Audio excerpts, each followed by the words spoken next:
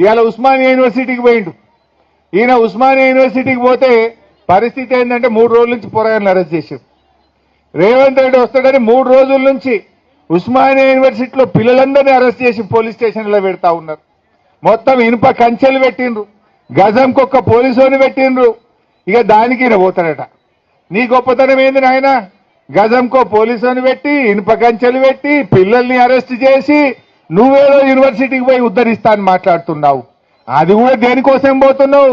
వెనకట మా సబితక్క పోయి కొబ్బరికాయ కొడితే ఆ బిల్డింగ్ తయారైతే దాన్ని రిబ్బన్ కత్తిరీనికి పోతున్నావు. నువ్వు కొత్తగా ఇచ్చింది లేదు, కొత్తగా కట్టింది లేదు, కొత్తగా మంజూరు చేసింది లేదు.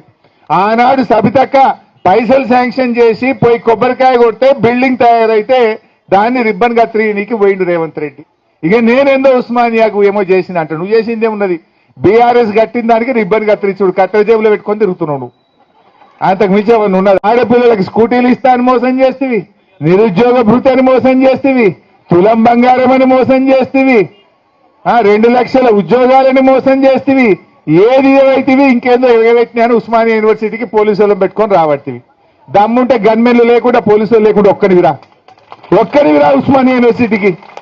వెనకట నాకు బాగా గుర్తప్పుడు తెలంగాణ ఉద్యమం బాగా నడుస్తుండే 2012లో. వీళ్ళంతా తెలుగుదేశం పార్టీలు ఉండరు. ఈయన ఇంకా కొంతమంది ఉస్మానియా యూనివర్సిటీకి వచ్చారు. ఈయన కూడా వచ్చింది అలా. వీళ్ళందరూ ఉస్మానియా యూనివర్సిటీకి వస్తే పిల్లలు మయ్యర అందుకున్నారు. సందులో వాడు ఉరికిండి రేవంత్ రెడ్డి. అప్పుడు సందులో వాడు ఉరికినోడు తెలంగాణ ఉద్యమంలో. ఇవాళ నేనేందో వచ్చినా అని మాట్లాడుతుండ్రు. ఇవాళ ప్రజలకు అన్ని తెలుసు.